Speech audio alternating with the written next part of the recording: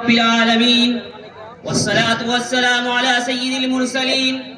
وعلى آله وأصحابه أجمعين أما بعد فأعوذ بالله من الشيطان الرجيم بسم الله الرحمن الرحيم وقال الله لا تتخذوا إلهين اثنين إنما هو إله واحد فإياي فارهبون وله ما في السماوات والأرض قل إنما أنا بشر مثلكم يوحى إلي أنما إلهكم إله واحد وقت فرصت ہے کہاں کام ابھی باقی ہے وقت فرصت ہے کہاں کام ابھی باقی ہے نور توحید کا اتمام ابھی باقی ہے محترم سامعین کرام آج لوگ دنیا میں سینکڑوں قوتوں کے محکوم ہیں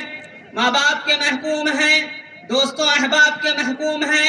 استاد اور مرشد کے محکوم ہیں اگرچہ وہ دنیا میں بغیر کسی زنجیر اور بیڑی کے آئے تھے لیکن دنیا نے ان کے پاؤں میں بہت سی بیڑیاں ڈال دی ہیں لیکن مومن و مسلم ہستی وہ ہے جو صرف ایک ہی کی محکوم ہے وہ ماں باپ کی اطاعت اور فرما برداری کرتا ہے کیونکہ اس کے ایک ہی حاکم نے اسے ایسا کرنے کا حکم دے دیا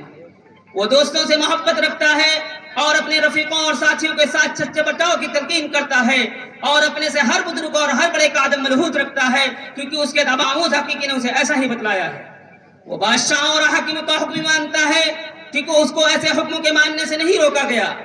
وہ دنیا کے ایسے بادشاہوں کی اطاعت کرتا ہے جو آسمانی بادشاہت کی اطاعت کرتے ہیں کیونکہ اسے تعلیم دی گئی کہ وہ ہمیشہ ایسا ہی کرے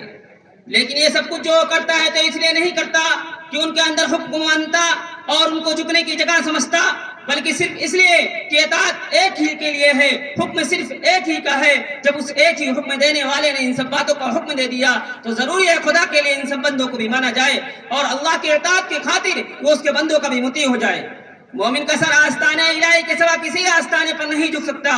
ہر در پہ جو جھک جائے اسے سر نہیں کہتے مومن کا یہ عقیدہ ہر وقت اس کے پیش نظر رہتا ہے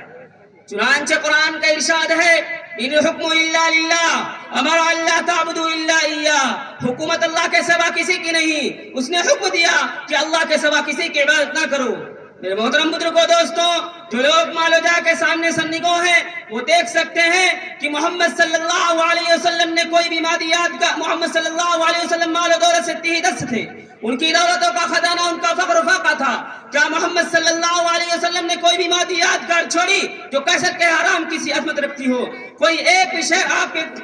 شہر آپ نے تعمیر کیا جس کی عظمت قسطنطنیہ کے برابر ہو کوئی ایک بھی شہر آپ کے نام پر آباد ہوا کوئی ایک بھی سڑک آپ کے نام پر بنائی گئی اسکندر کے نام پر اسکندریہ قسطنطین کے نام پر قسطنطنیہ آباد ہوا لیکن محمد صلی اللہ علیہ وسلم کے نام سے ایک بارش زمین بھی نہیں پکاری گئی محترم بزرگوں دوستوں محمد صلی اللہ علیہ وسلم خالی اور فانی عظمت رکھنے والوں میں سے نہیں ہے ان کی عظمت ان حقیر مظاہر عظمت میں نہیں تلاش کرنی چاہیے جو کوئی محمد صلی اللہ علیہ وسلم کی عظمت کا جویا ہے اسے ان کی عظمت اس کلمے میں تلاش کرنی چاہیے جو اولائے تھے وہ کلمہ کیا ہے لا الہ الا اللہ محمد رسول اللہ مال و دولت کی عظمت جاؤ عزت کی عظمت حکومت و سلطنت کی عظمت ہر طرح ہر نوع کے دنیاوی عادات کی عظمت ان میں کوئی عظمت بھی بلکہ یہ تمام عظمتیں مل کر اس عظمت کو نہیں پہنچ سکتی جو کلمہ لا الہ الا اللہ میں پنہاں ہے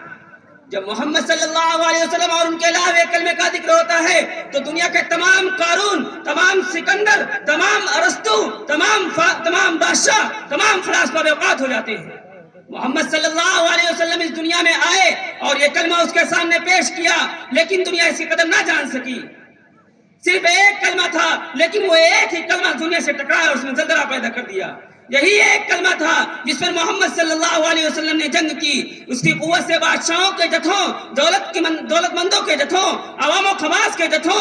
دنیا کے تمام انسانوں کے جتھوں سے جنگ کی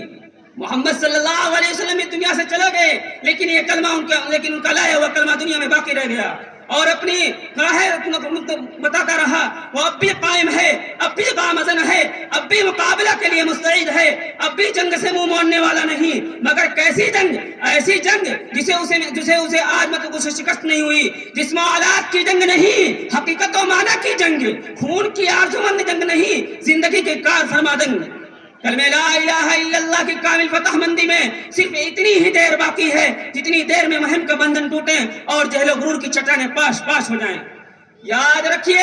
ہر عظمت زائل ہو جانے والی ہے، ہر عظیم ہلاکت کی تاریکیوں میں گم ہو جانے والا ہے، ہر عظیم ہلاکت کی تاریکیوں میں گم ہو جانے والا ہے۔ یہ زمین بدل جائے گی، یہ آسمان بدل جائے گا، یہ نظام و کون و مکاں بدل جائیں گے، تمام ایجاد فراموش ہو جائیں گی، تمام قوتیں نابود ہو جائیں گی، تمام قوتیں نابود ہو جائیں گی، صرف ایک رب ذوالجلال باقی رہ جائے گا، اور اس لیے کلمہ لا الہ الا اللہ بھی باقی رہ جائے گا،